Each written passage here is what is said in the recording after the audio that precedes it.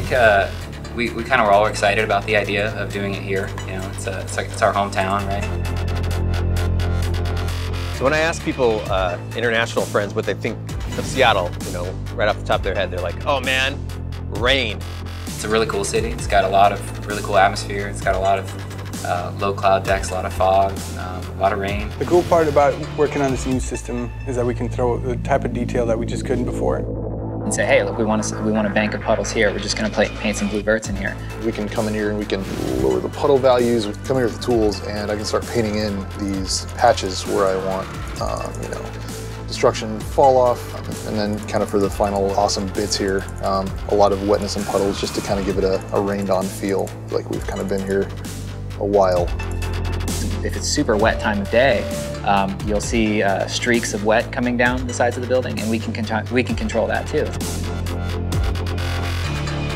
You see the sun like hitting a wet street, and it kind of flares out for a second, just like if you're walking down the street and it had just rained, and the sun is coming down the center of a street, right, and it flares out in your eyes. You want that.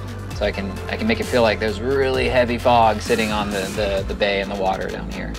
Which for me it's great because like maybe I want really low hanging fog and to be more clear as it goes up. It allows me to create some like really super interesting times of day.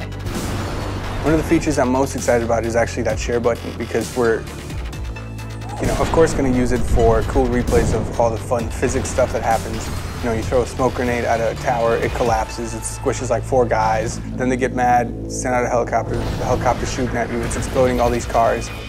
But for me, I'm going to be that boring guy who just has a bunch of gorgeous beauty shots, because the city looks so sharp that I could just see people stopping on top of a building and just kind of doing a little 10-second pan, just looking around and taking it all in.